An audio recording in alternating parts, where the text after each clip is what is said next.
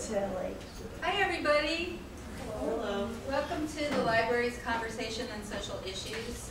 We hold this conversation weekly Thursdays at noon, and we love it when anyone in our community wants to come and present on some issue that they think is important or that they think would be of interest to the students and staff of Seattle Central.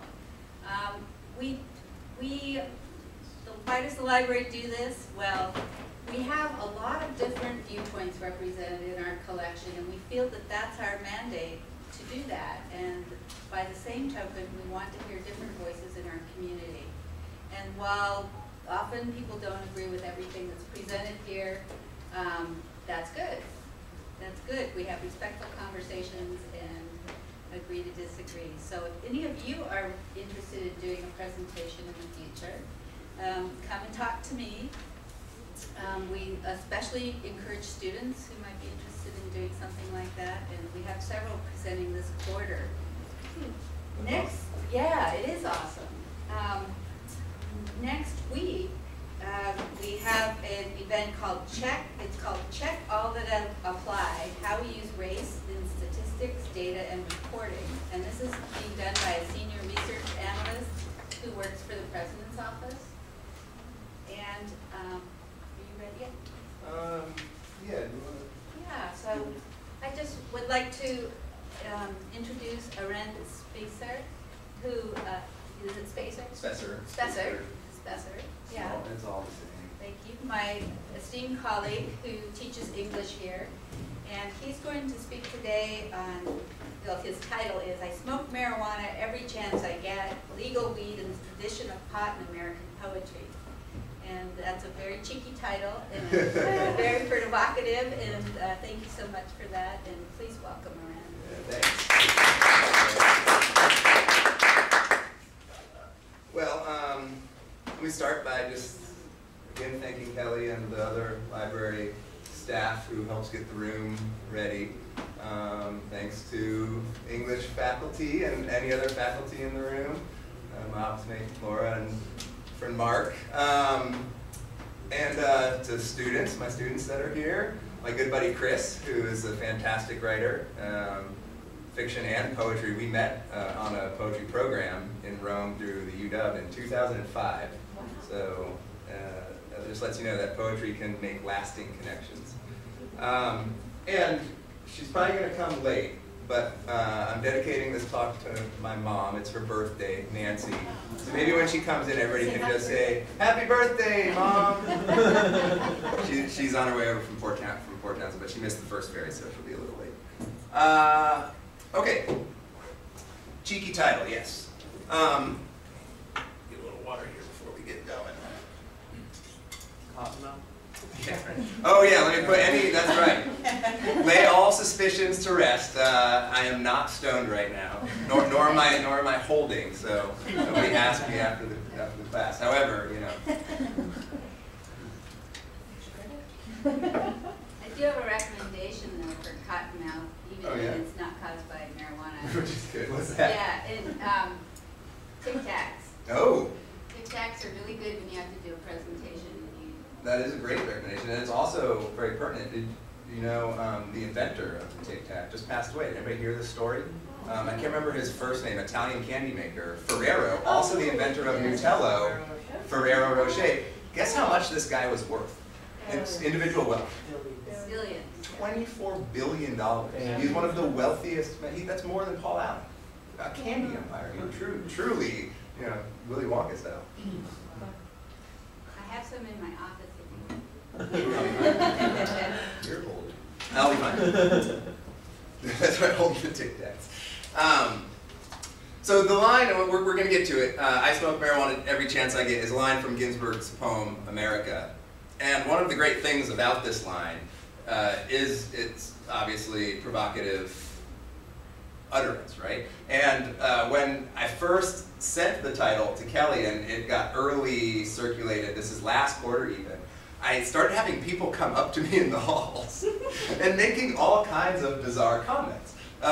So one faculty member stopped me in the hall and he was like, "Hey, so I hear you smoke pot until you pass out." And I was like, excuse me? Like, I hear you smoke pot until you pass out. I was just like, well, first of all, I don't even think that's, pot. You can be tired, you can smoke a lot of pot and fall asleep, but you can't really smoke pot until you pass out. And then I didn't realize what he was talking about until I was like, oh, because I had just sent the email, so it was all still, in my mind still. So no, I smoke marijuana every chance I get. That's also a different utterance than I smoke marijuana every day or all the time, right? Who sings the track with the line that's like, smoke weed every day? Yeah. Snoop Dogg. Is it Snoop? Yeah. Snoop, yeah, right. So, so it's not that. It's not advocating, smoke weed every day. It's saying I smoke marijuana every chance I get. It's putting it in the affirmative, in the sense of, if you come to me and you ask me, would you like to smoke marijuana? I will say yay, right? I will say yes. It's an invitation, in a sense, right? An invitation for connection or fellowship or some type of creative exchange. And that's largely what's going to be the theme of the talk today, is ways that we can talk about marijuana now that it is legal. And Kelly had, encouraged people to think about what the implications of that are. Ways in which we can talk about marijuana now that it's legal out in the open. Not just amongst ourselves, or amongst our friends, or amongst our family, amongst our colleagues, but professionally. And I was also motivated to give this talk. Well, one, I'm just a part-time faculty member, so there's, really, I'm hanging on by a thread anyway. So if they snip it because I'm talking about weed, so be it, right? But also because of the way in which the law was passed in Washington, would not have happened, would never have happened if it weren't for professionals coming out and saying, I am a marijuana smoker, and I'm not ashamed of that.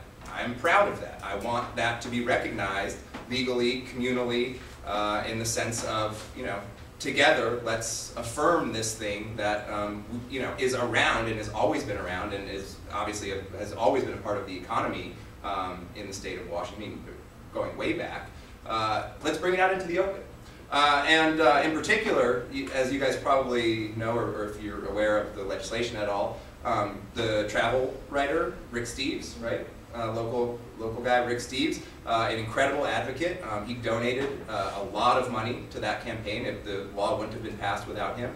And then also I had a friend who's a lawyer, and his boss, who's a very prominent member in the community, works for a big organization. His boss basically kind of came out to his whole staff, to the whole organization, and said, hey, I want you to know, I'm a marijuana user, and I support this. I support this legislation. And he just kind of brought it into that public sphere. So a lot of this is about the way in which, now that pot is legal, that we bring it into the public sphere and we have that conversation. So I actually hope, even though this talk is going to focus specifically on a literary tradition, I hope that this is maybe just the beginning of a series of conversations that the college might have along with faculty and students and staff over the course of the year and next few years, as the law is still evolving and our understanding of it and appreciation of it is still evolving, about what that impact is. So as I say, the talk grew out of a desire to say some words about legal weed. And as it has come to be known in the state of Washington, I like the phrase legal weed. It's a good band name. But since I am unqualified to speak to its impact from the perspective of the social sciences, and again, I hope that that does happen, because the impact is very severe, right? Economically, I mean, it is a huge industry and is only growing, I mean, exponentially. As far as sociology is concerned, in terms of social justice or criminal justice, the way that I would put this forward to my friends who were resisting the law for various reasons, basically because they were concerned with how it was going to impact their just their kind of the way that they moved through the weed world, so to speak. I just said, hey, look, even if you don't agree that it should be regulated by the government, understand this from a social justice perspective. How many people are not going to jail now because this law is on the books? To me, that was enough to vote yes, even if I wasn't a marijuana smoker. So hopefully people can speak to that perspective. Politically, obviously, it's a big deal, and in a numerous other perspectives from social sciences, it has a lot to contribute to this conversation. considering my general qualifications might be dubious enough to generate more embarrassment than productive discussion, it seemed entirely reasonable that I say some things about the beloved herb stock from the vantage of a scholar who has always loved to read and write well stoned.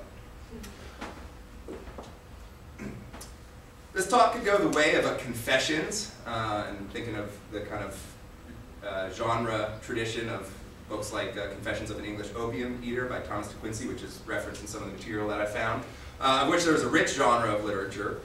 Naked Lunch you could consider as part of that. But rather than wax poetic on my personal pot use, I'd rather spend the time actually reading poetry.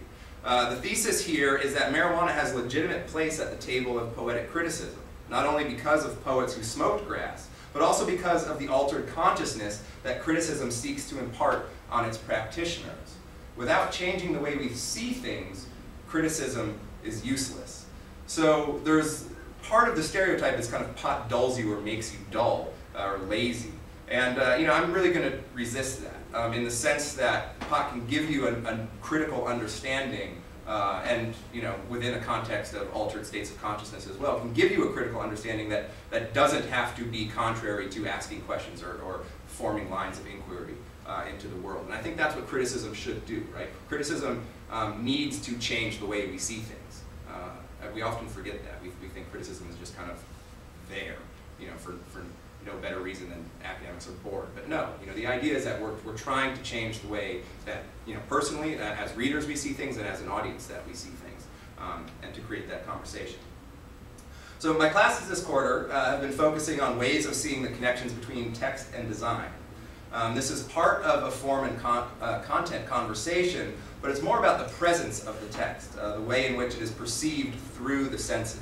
And that's one of the things that marijuana is going to do for poetry, is to allow the senses to kind of be placed forward in the work. In order for that conversation to make sense historically, in my class we read some William Blake, The Marriage of Heaven and Hell. You might recognize this passage. If the doors of perception were cleansed, everything would appear to man as it is, infinite. For man has closed himself up till he sees all things through narrow chinks of his cavern. Well, that line and the conversation around that line elicited actual feedback from students in talking about drug use and talking about altered states of consciousness. There's evidence that shows Blake was, not a stranger to altered states of consciousness. Be that one way or the other, you can't read his work and not understand the implications of him saying, change the way you look at the world, because you're not seeing it productively, basically, right? Not just incorrectly, but you're not seeing it in a way that's generative, is creative. And so that kind of leads naturally into some conversations about substances, about drug use, and states of consciousness or states of perception. That line specifically, the Doors of Perception line, led directly to the name of the Doors, the altered state music of the Doors, Jim Morrison being obviously an advocate for drug use during the time that the band was really prominent, by way of Aldous Huxley and The Doors of Perception, which is the name of the book, right? Yeah.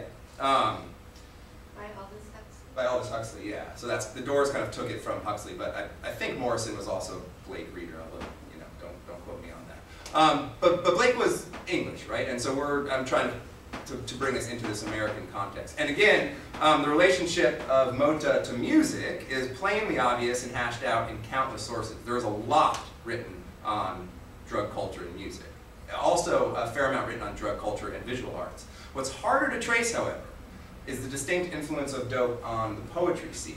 And this, before as I was getting ready for the talk and thinking about it, I didn't have any of this material, so this is all newly generated material. It's not a talk that I wrote on things that, research that I've done. It's all very preliminary in that sense. So from Blake, we moved to Allen Ginsberg, although there's certainly evidence of earlier advocates, as we'll see in a second here. The line from America, I smoke marijuana every chance I get, is a single line. If you're familiar with the poem, I actually brought Howell, just in case you've never seen this book. I mean, this is one of the single most influential books of American literature in existence. I mean, certainly in the 20th century, but I'll argue of all time in American history. The poem America proceeds with a lot of single-line utterances. One of the other very famous ones is "Go fuck yourself with your atom bomb," one of my personal favorites. So I smoke marijuana every chance I get is part of the context of him basically uttering resistive, phrases, resistive statements, and saying, America, this is not the version that I want to see. You are not who I think you are, ultimately. Which, again, gets into the issues of perception, right? This is also a passage that appears in America. My national resources consist of 2 joints of marijuana, millions of genitals, and an unpublishable private literature that goes 1,400 miles an hour and 25,000 mental institutions. The book was seized by customs and held, not released right away for being indecent.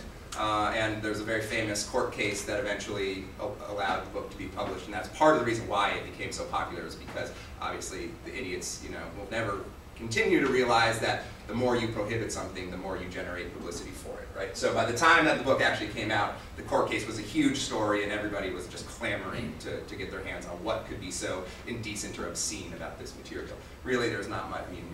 The worst, quote unquote, the line that probably shocked everybody is. I get fucked by saintly motorcyclists in the ass or something like that, which is in Howell, right? Fucked in the ass by saintly motorcyclists or something. Anyhow, clearly shocking for 1950s America. They weren't ready for it. So we move from Blake to Allen Ginsberg, although there's certainly evidence of earlier advocates, and this is just there's going to be some absurdity coming up here.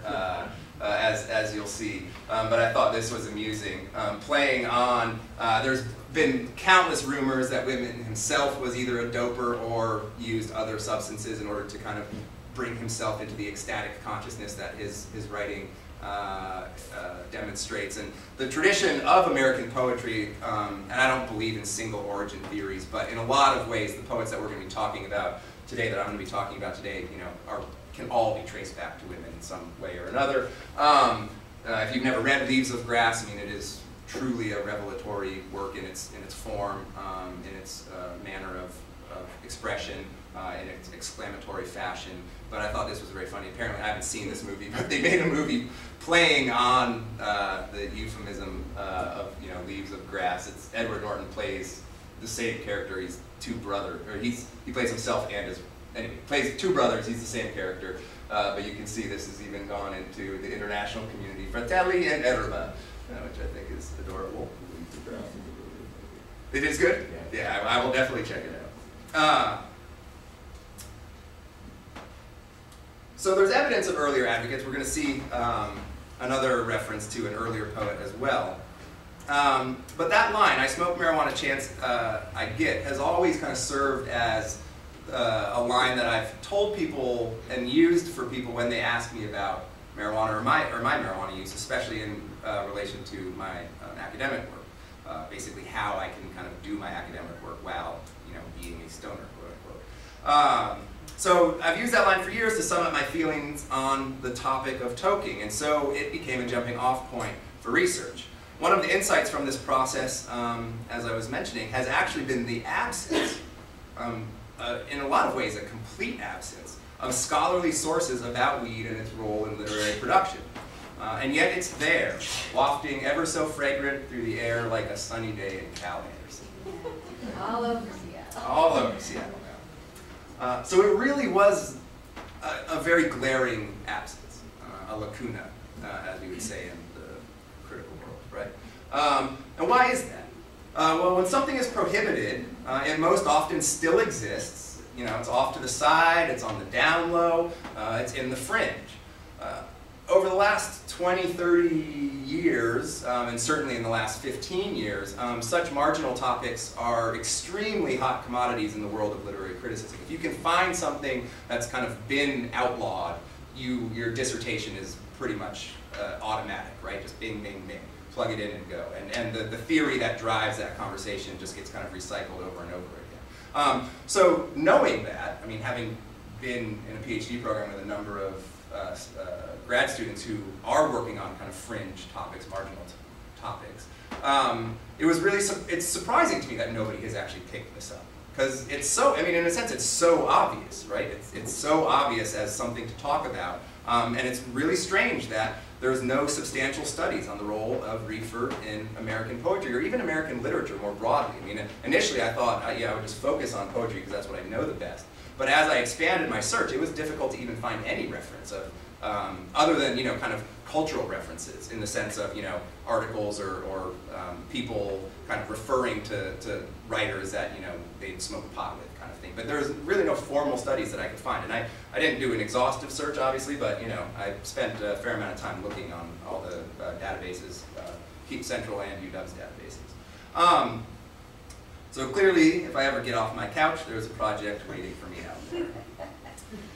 All stereotypes aside, and this is one of the aspirations of the time here, is to challenge those pot-negative stereotypes and examine how creative use of a substance can ignite the imagination and encourage critical thinking.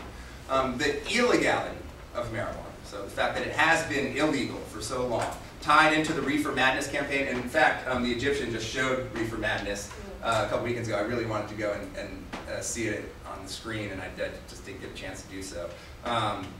But the way in which pot became illegal, and again, there's a whole, really fascinating history there, tied into that, again, the Reefer Madness, has led to a systematic turning of the other cheek, wherein pot and pot use have operated as a kind of ghostly reality, not quite hidden, but not openly acknowledged.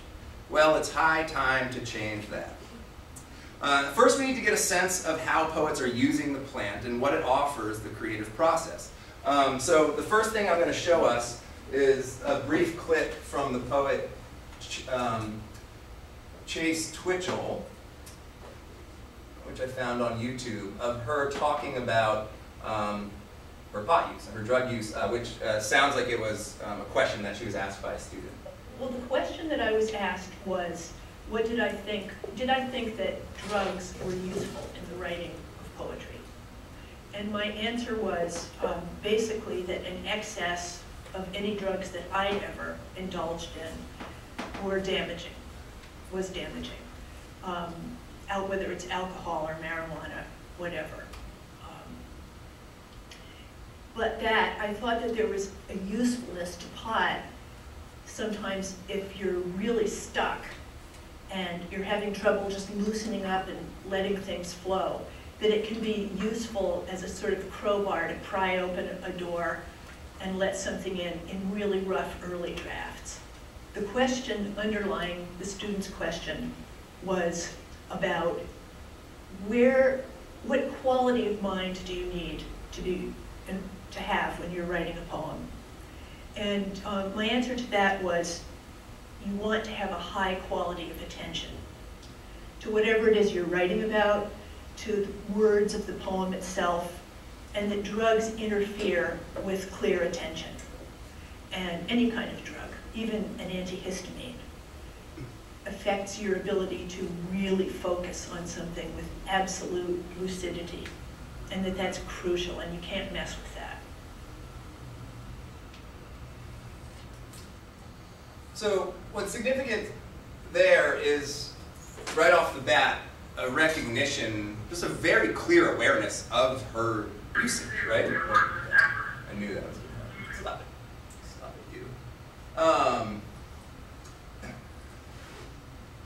The distinction between states of mind, recognizing that certain substances are going to influence your ability to perceive things clearly or to act clearly within the poetic process, that distinction is very significant, right? Because one of the stereotypes is that pot just kind of blurs all lines, and that you become this just lazy, uncritical person, and you just slob around and aren't able to distinguish things in the world. Well, clearly not the case.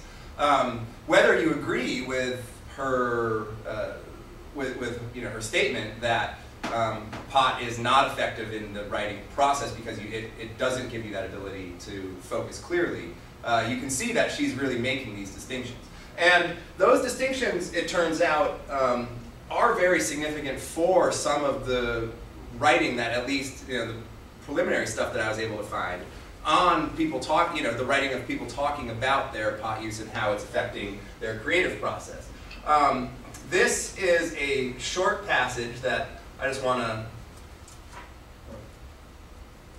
to read to you guys from a work by Eric Good, G-O-O-D-E, called The Marijuana Smokers. And this is available for free, is free access online from druglibrary.org, which is, a lovely thought in and of itself.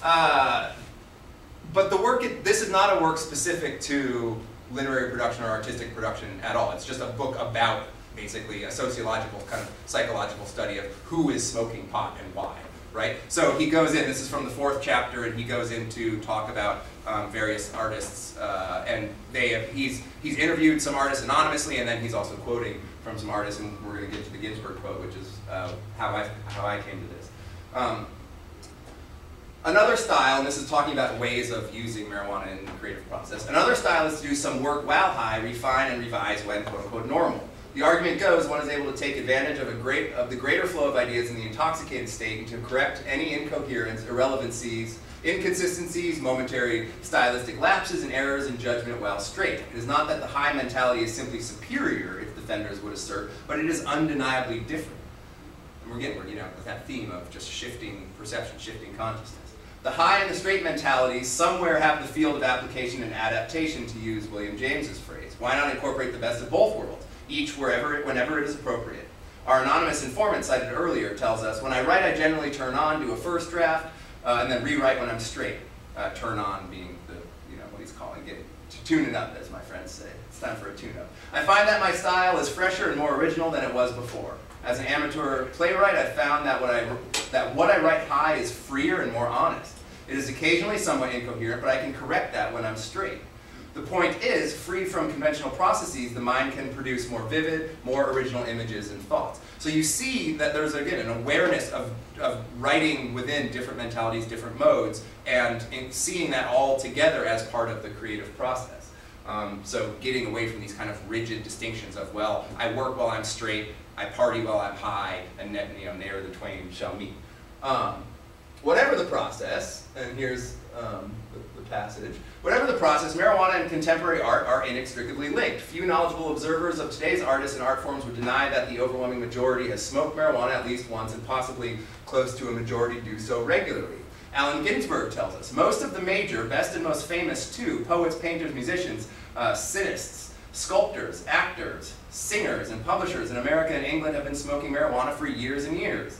I have gotten high with the majority of the dozens of contributors of the Don Allen Anthology of New American Poetry, 1945 and 1960, and in years subsequent to its publication have sat down to coffee and a marijuana cigarette with not a few of the more academic poets of the rival Hall Pack Simpson anthology.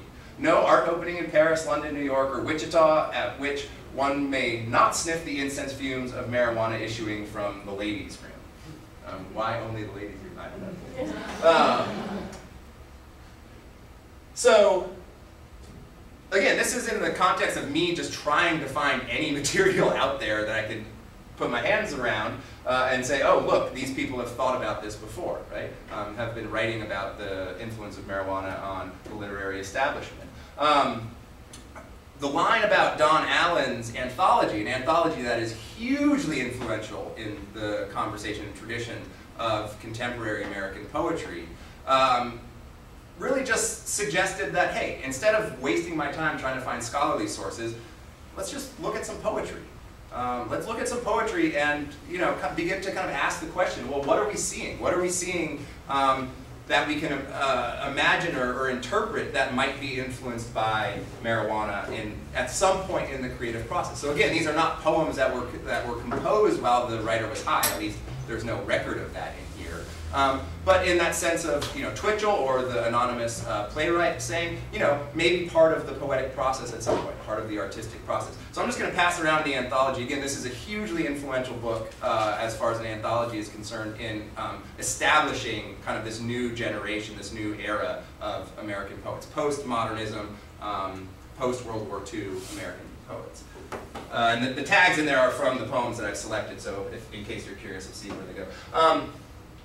I did want as well just to in reference to an earlier tradition, an earlier instantiation of marijuana influencing literature and American poetry. I was very surprised, not that I'm a great reader of John Greenleaf Whittier, although I've read some, but I was pretty surprised to find that Eric Goode is quoting a poem here that's called The Hashish, right? In which you can kind of see the poet Whittier describing an altered state of consciousness, right? The mullah and the Christian dog change places in a mad metempsychosis. The muezzin climbs the synagogue. The rabbi shakes his beard at Moses. The robber offers the alms. The saint drinks tokay and blasphemes the prophet. The preacher eats, and straight appears his Bible in a new translation. Right? So talking about things, you know, perceptions from an altered state.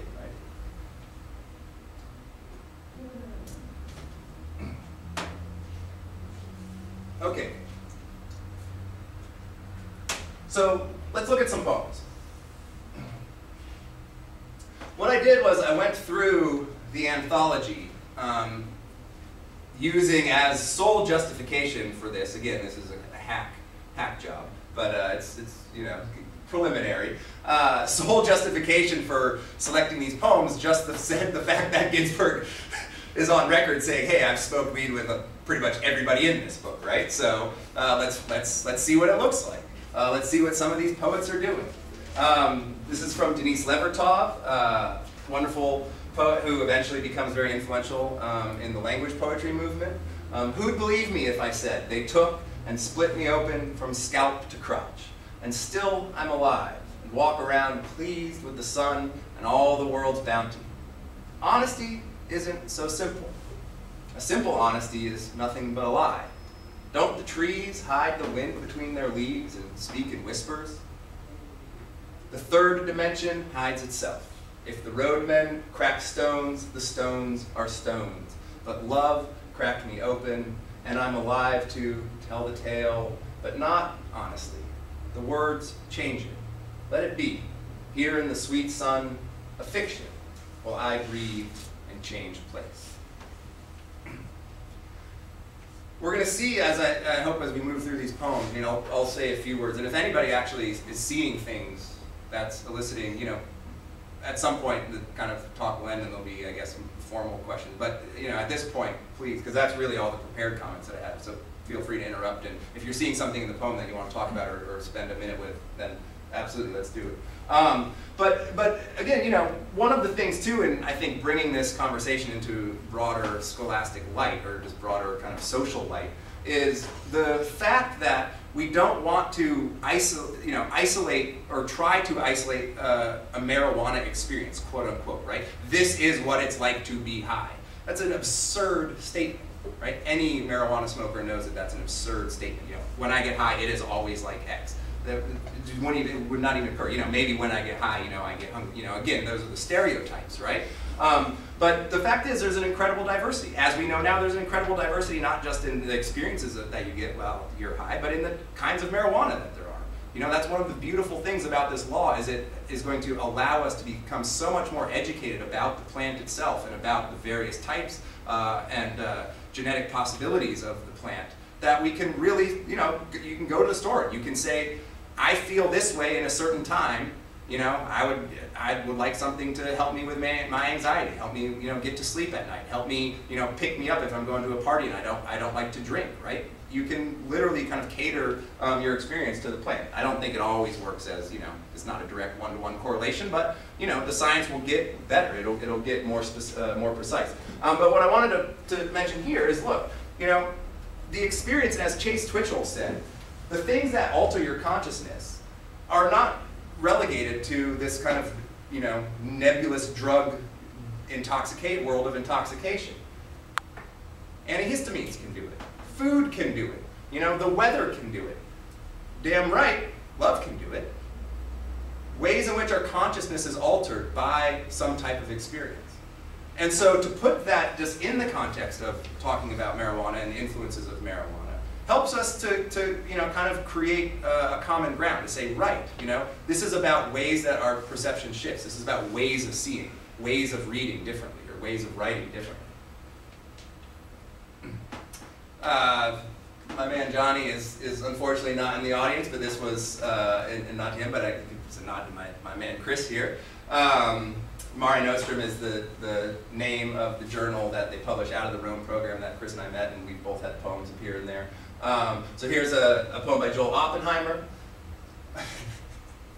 Here's where the humor of the talk plays it. Basically, as I was going through, I was looking for poems that I felt, contributed well to the theme, but I couldn't help myself but pick poems that just had words that were kind of, euphemistically related to marijuana. A bosom of green buds, ass like a valentine. Also appropriate because it was just Valentine's Day. A bosom of green buds, ass like a valentine. The spring rolls around, moiling me up. It's a great word.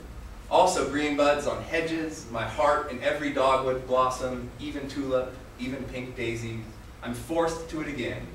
Old lady with a bosom of green buds, also an ass like a valentine, etc.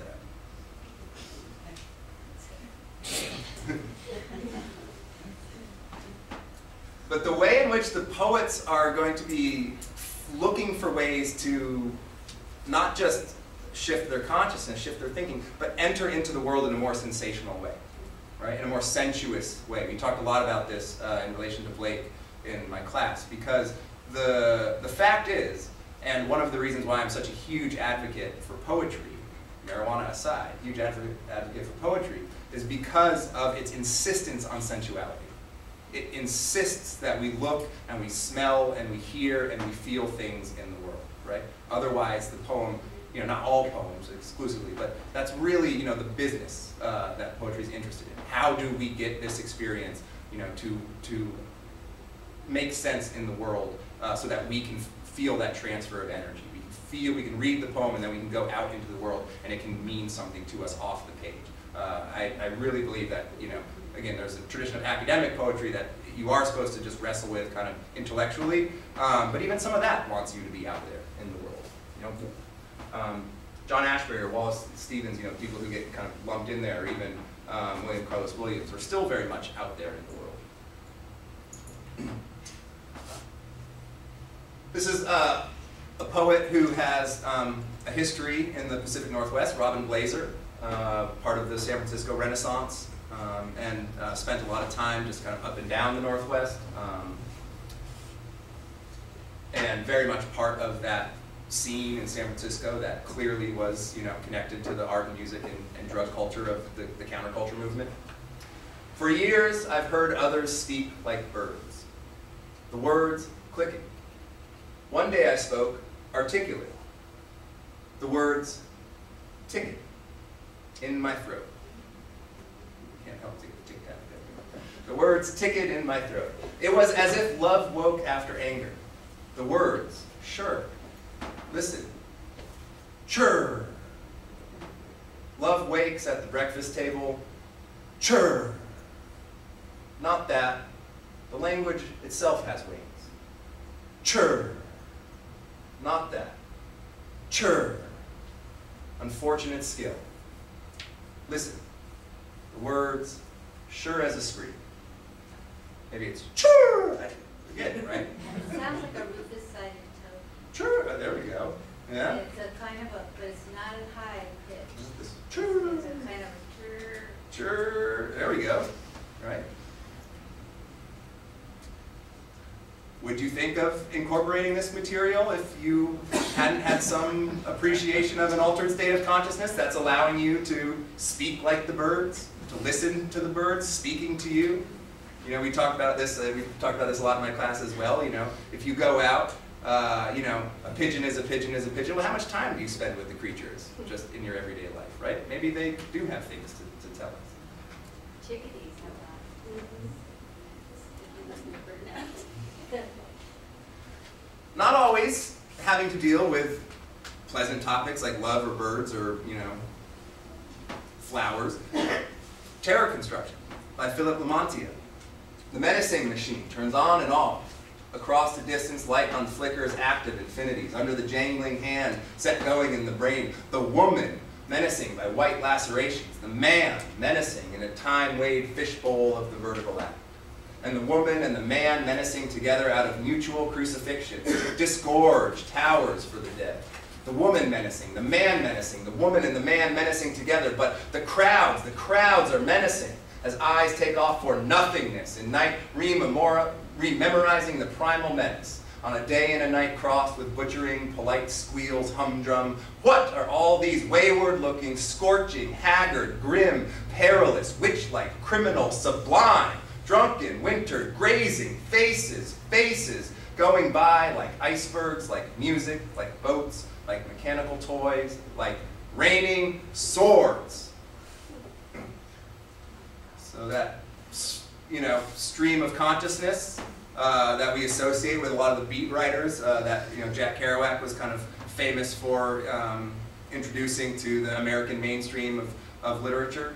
The way in which thoughts can just flow unimpinged, unimpeded onto the page, turning off perhaps the menacing machine turns on and off. Maybe that's our consciousness that is overburdened by kind of our everyday perceptions, right?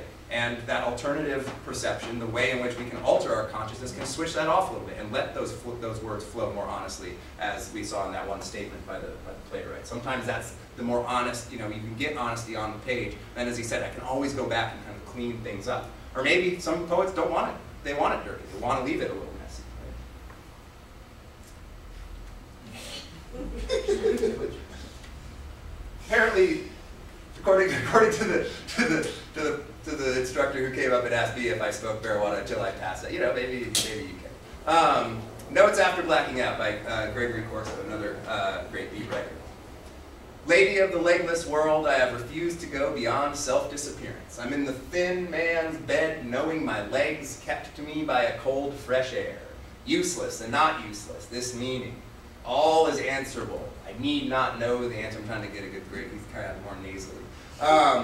I need not know the answer. Poetry is seeking the answer. Joy is in knowing there is an answer. Death is knowing the answer. That faint glow in the belly of enlightenment is the dead spouting their answers. Queen of cripples, the young no longer seem necessary. The old are secretive about their no. They are constant additions to this big, unauthorized lie. Yet truth's author itself is nothingness. And though I make it vital, that nothingness itself will collapse. There is nothing. Nothing ever was. Nothing is a house never bought. Nothing comes after this wild, bright joke. Nothing sits on nothing in a nothing of many nothings. A nothing came.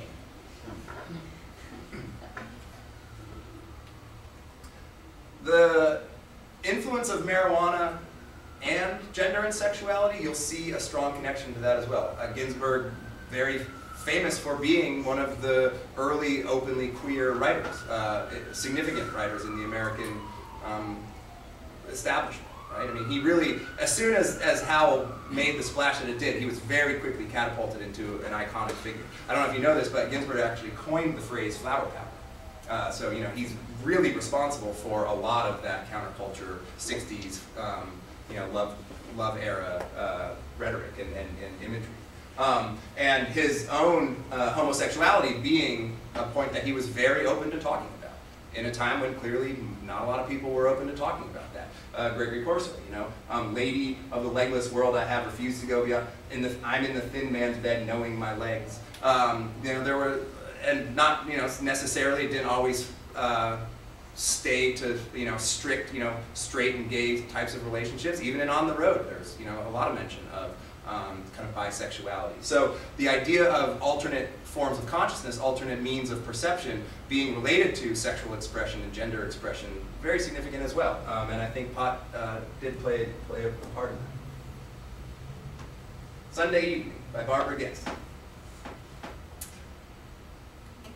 Perhaps a Sunday evening after enjoying a bong toke.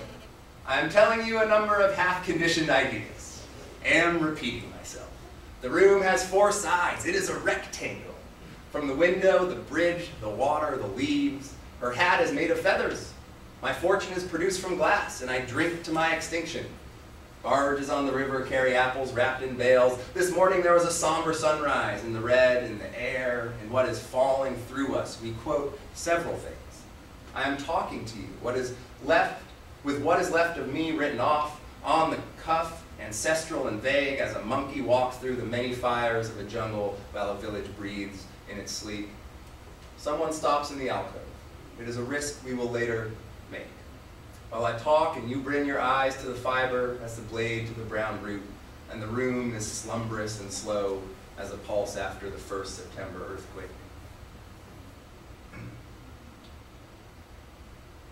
One of my favorite poets from the era, Franco era, who you might know from his little book Lunch Poems, which City Lights also produced in that same format as Howell. This is Shay Jane.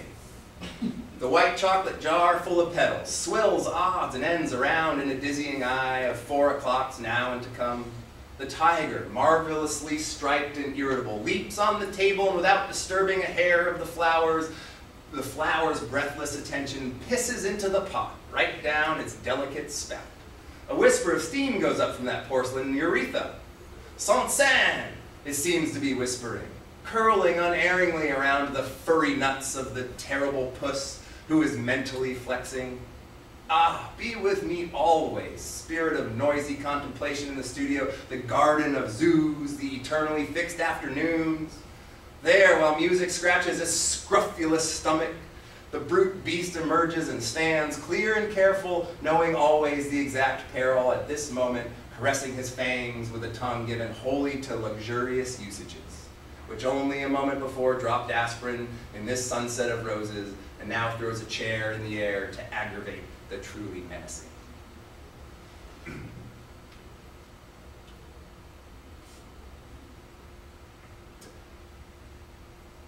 I draw all this into a fine element, a color, rosy, rust red, orange white.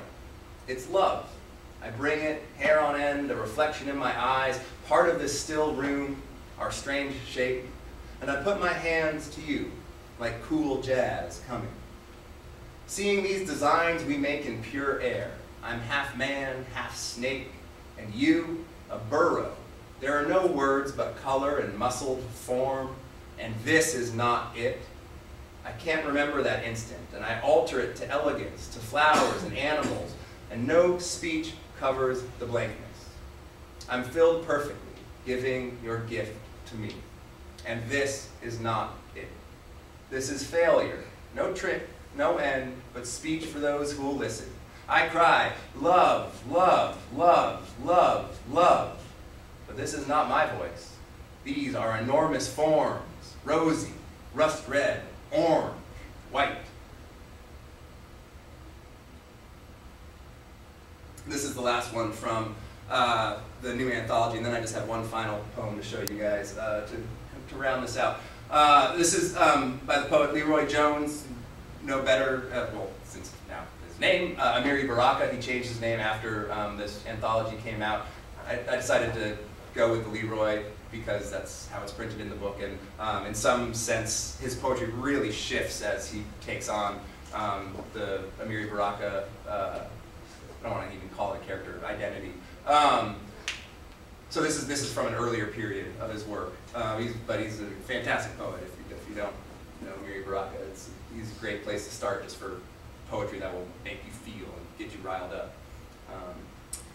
We entered the city at noon.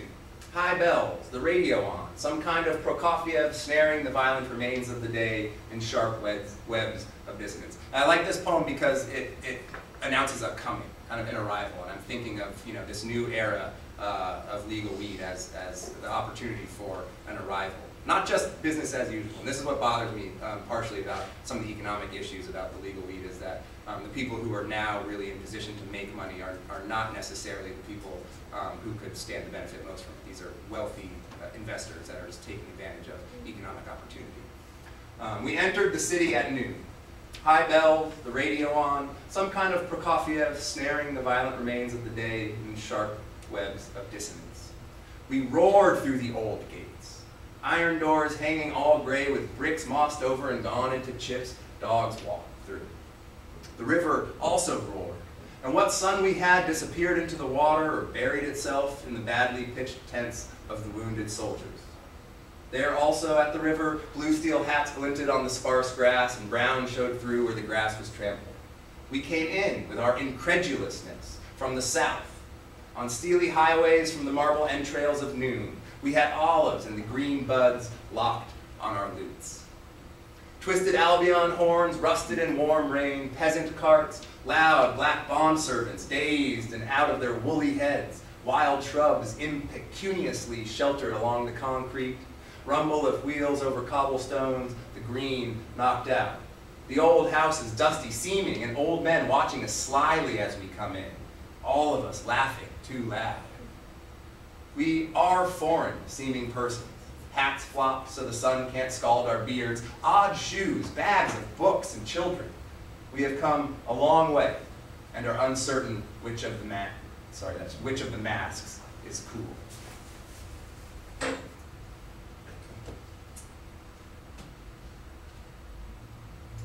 Okay. Oh, I'd forgotten, we're getting close to the end of time, so I won't go through this, but maybe just one line here that I like. This is from the poet Charles Wright. I found in an interview in the Paris Review, but I like this sentiment very much because it's confirmed by what I didn't find in my research. I suppose there is, though probably not by me.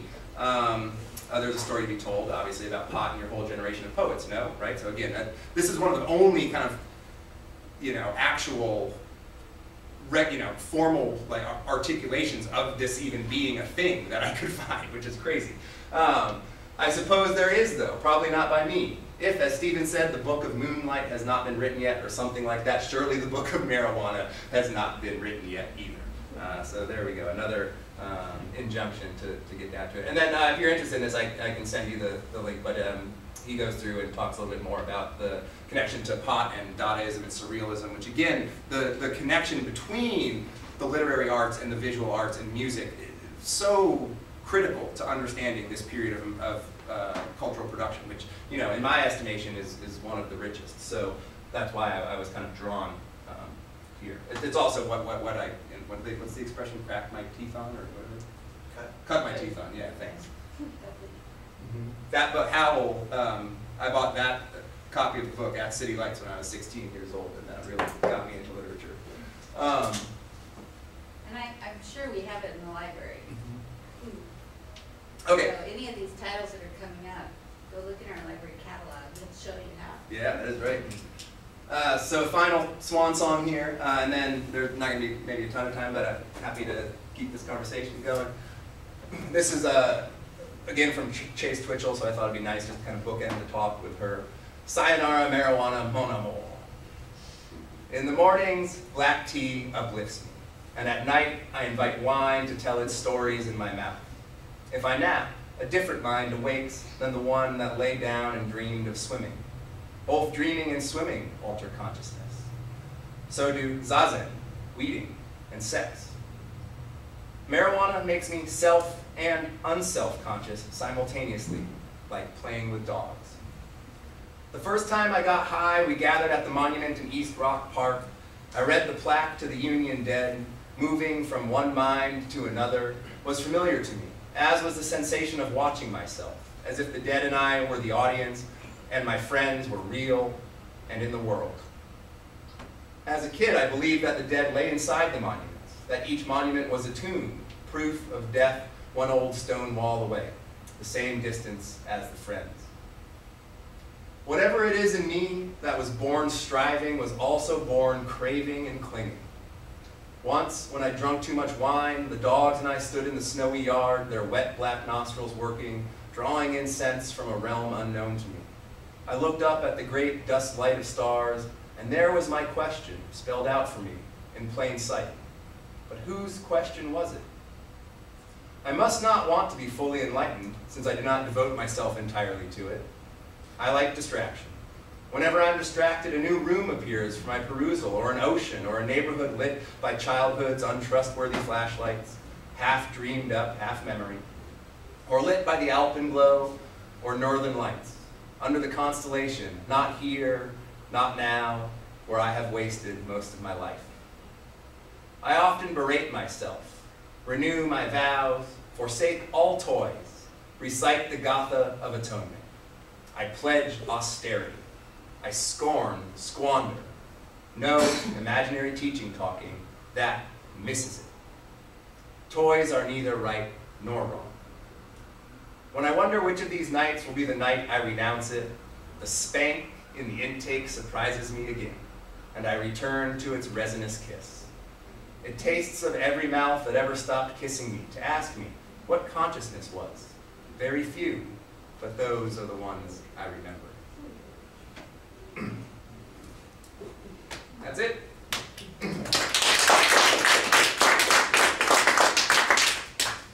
There's maybe a minute for questions, and then there is another group coming in here. Any burning ones? Yes, sir.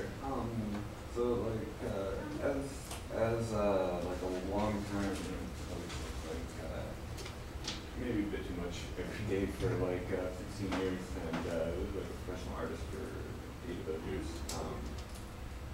I definitely noticed like it would be interesting for the use of it as a tool to become kind of more familiar with where or what areas that line is between like between help and like more of like a degeneration of sorts, of overuse, Right. Like anything really. But I noticed that like with alcohol we have these sets of fairly well established limits that most people know about that have been drinking for a while. And I don't really hear about too much of that with marijuana, even after living deep in a lifestyle for a long time. Yeah, and it's something that I feel we should talk about with each other, with our friends, right?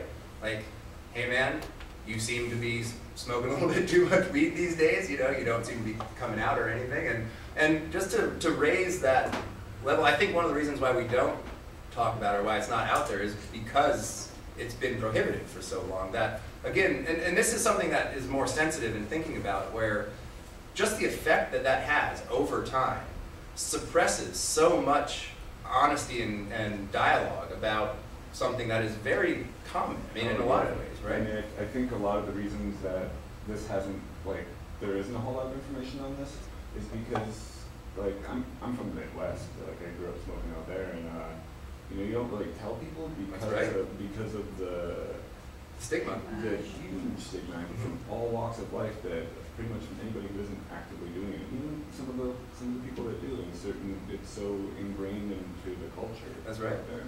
Absolutely. Yeah. Yeah, Mark. Doug? Yeah. Oh, shit. Yeah, that's all right. I'm just, so you were doing like search terms like marijuana, pot, and literature, and criticism, and nothing, huh? Nothing. Very little. Yeah, I mean, I was playing around with it a lot. I started expanding more into just drugs and literature. I mean, that's how I found the thing on YouTube was, the title of that video was Drugs and Art, which, again, is like, I mean, that's so broad. And there is a lot about music and visual art. Because for whatever reason, and this was a part of the interesting conversation too, of like, why do we have different standards for our artists, right? It's like musicians, well, we know they're drug users, so, that's fine, we can talk about that. Artists, yeah, we've been to some swinging bar parties, I don't know, like, what? I don't know where they were drawing the lines, right? Or we're more comfortable with it when it's visually represented to us, oh, we can see the colors, and it really speaks to how, and I think we're just not reading poetry well, right? I mean, because you should be reading this stuff like you're looking at a painting. I mean, you should be seeing it. You should be feeling the sensations. You should be seeing, that's why I like that, the poem, The Rug, because it's really, I mean, it is a visual piece. It's almost like a surrealist piece, right?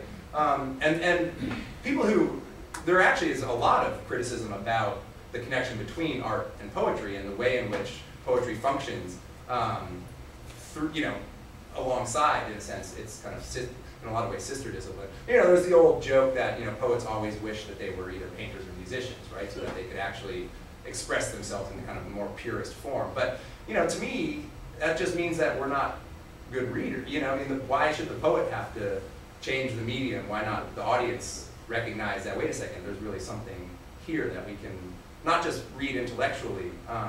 And I think the tradition of difficult poetry, the fact that Laura and I were talking about this, right? When you're young, you love poetry because you read Shel Silverstein or Dr. Seuss. And then you get to school and they're like, no, this is what a poem is. It's hard, it's difficult. Like, you don't know what, you think you know what it means? You don't know what it means. I'll tell you what it means, right? And readers just turn off. They just say, well, forget you, you know? I'll go listen to some music.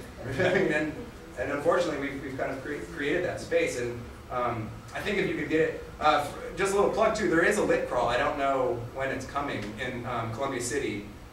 Coming up, it's called a lit crawl. Basically where they organize readings at a bunch of bars, and you just kind of go drinking at the bars and listen to readings. And it's great because it brings that back to, you know, because I got, like I said, I got into literature through the Beats and the stories of Hal and, you know, all of, you know, these great parties where people were, you know, reciting poetry and smashing pots and pans, running around in their underwear. I mean, that, to me, that sounded like a grand old time, right? So that was exciting. If we can't kind of ease up on the critical establishment as far as, you know, kind of the domain of poetry, right?